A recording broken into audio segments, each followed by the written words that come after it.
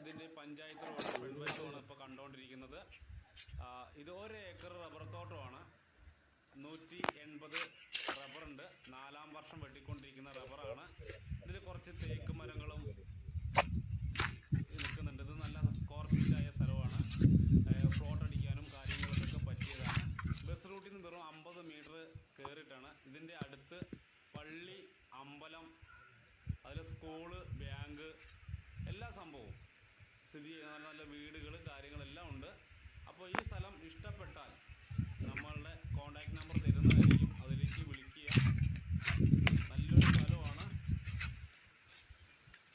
അത് കുറച്ച് നല്ല നല്ല പാഴ്മരങ്ങൾ, തേക്കുകൾ, അങ്ങനെ ചടച്ചി, റബ്ബർ, 180 റബ്ബർ, 4ാം വർഷം വെട്ടുന്ന റബ്ബറാണ്.